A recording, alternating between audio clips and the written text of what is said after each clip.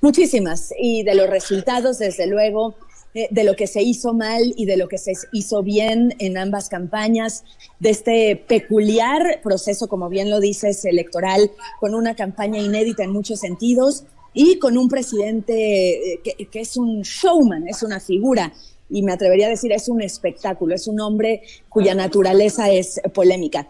Estoy transmitiendo, Pame, Vivi, Jime, desde un lugar clásico en Washington, y por eso se oye ruido, pero es deliberado que estemos aquí, porque más adelante vamos a platicar de lo que significa la política en esta ciudad.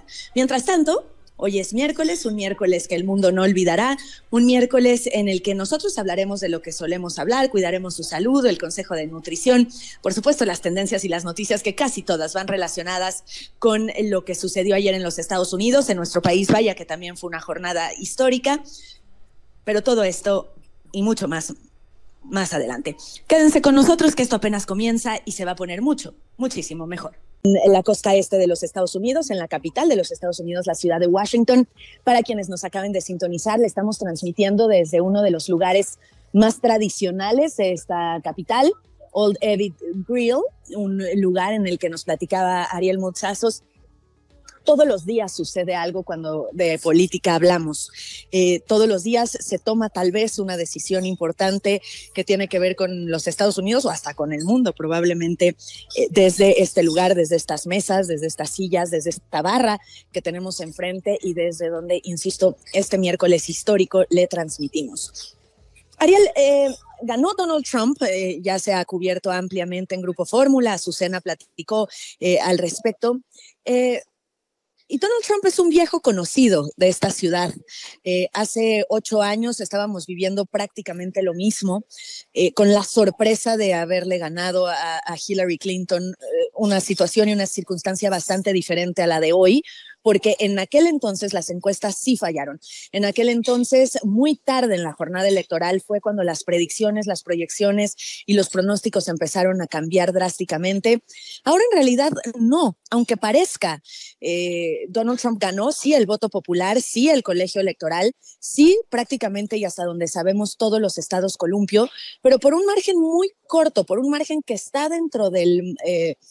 valga la repetición de la palabra margen de error, y que habla de que las encuestas tenían razón, era una contienda cerrada que benefició y que favoreció en todas las líneas, digámoslo así, al republicano. Así es, probablemente hay una sola sorpresa, que no es tampoco demasiada sorpresa, que es el hecho de que en Pensilvania Donald Trump pues quedó arriba en números redondos por 3 puntos porcentuales, porque todas las encuestas que yo leí y que estuvimos comentando pues hasta 24 horas antes de la elección decían que en Pensilvania las cosas estaban como en ningún otro estado empatadas. Dieron varias visitas a ambos candidatos y al final pues terminó triunfando Trump de manera clara. En Michigan y Wisconsin menos, porque ahí estuvo dentro del rango, como dices, de error. El tema del voto a nivel nacional, del voto popular, de que la mayoría de las personas, no solo en términos del sistema de colegio electoral, sino del sistema normal que conocemos en México y en la mayoría de los países del mundo que son democracias, en donde pues el presidente o presidenta es el que más votos obtiene, ese voto popular, tampoco se equivocaron las encuestas, porque marcaban que Kamala Harris el lunes iba prácticamente un punto porcentual arriba de Donald Trump, y eso terminó también sucediendo. Entonces eso es algo que sin duda alguna hay que destacar, Daniel. Todos los escenarios eran posibles ayer. Ningún resultado es sorpresivo. Lo que yo te pregunto es si alguna segmentación, algún sector de la población, con los pocos resultados y con los pocos datos que tenemos ahora, sí te parece sorpresivo. Me refiero mayormente a la comunidad latina, a la comunidad hispana y sobre todo a las mujeres, que para muchos analistas podrían haber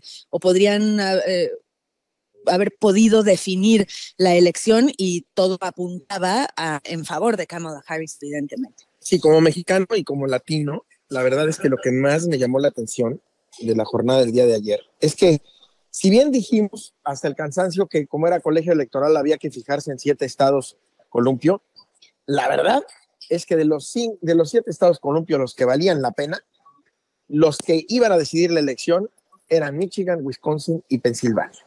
Y resulta, ahora, vamos a ver qué tanto influyeron a la postre. Eso seguramente se va a analizar hasta el cansancio dentro de unas semanas. Pero en Michigan, por ejemplo, el 60% de los latinos votaron por Trump. En Wisconsin, el 61% de los latinos votó por Trump contra un 38% que votó por Harris. Olvidé decir cuál es el porcentaje que votó por Harris en Michigan. Votó 35% contra un 60%. El único estado en donde la mayoría de los latinos votaron por Harris de estos tres, con 58%, es ni más ni menos que Pensilvania. Y ese, para colmo, fue el que Donald Trump ganó pues con mayor margen que no se esperaba.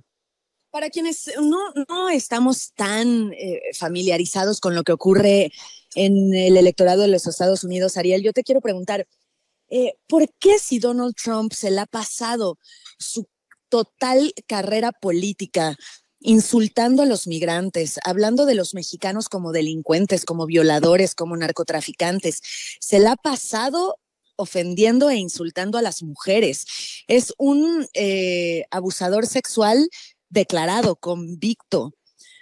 ¿Por qué las mujeres votan por Trump, las que votaron por él, y por qué los latinos votan por él? ¿En qué se fijan? ¿En el dinero, en la economía? ¿Finalmente sí es lo que decidió todo?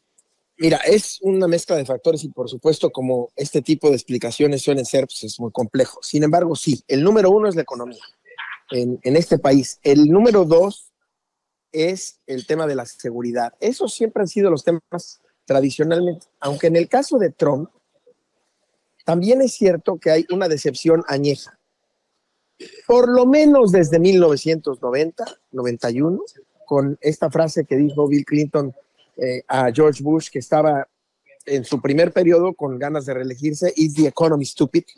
Es la economía estúpido, porque ese sigue siendo el tema fundamental para Estados Unidos. Ahora, también hay otras cuestiones que son más de psicología social, muy apasionantes, que los psicólogos sociales podrán entender, y no solamente eso, sino podrán explicarnos mejor, pero sí hay ahí un tema aspiracional. Hay muchos sectores de la población, no me voy a referir solamente a los latinos o a las mujeres o tal, que se quieren no sentir lo que son, y entonces se quieren sentir parte de Estados Unidos, porque se acaban de nacionalizar o porque no se han nacionalizado, pero ellos se quieren integrar mejor en su visión ahí interior, en su mente, a Estados Unidos, o bien, y también muy importante, porque ya son herederos de una cultura, son originarios de México, porque pues son hijos de mexicanos, pero no nacieron en México.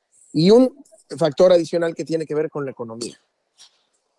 Hay muchos latinos que dicen: yo ya estoy aquí, ya tengo mi pasaporte, no sé cuántos, sería interesante analizarlo. Yo estoy aquí, ya tengo mi pasaporte, y yo no quiero que me vengan a hacer competencia desleal a aquellos que aceptan trabajar por menos dinero, sin que les den seguro social, sin que les den condiciones de trabajo mejores. Interesante esa rama, digamos, de los temas económicos, pero también y desde luego lo que la gente le cuesta vivir. Eso es lo que motiva mayormente a la gente a salir a votar.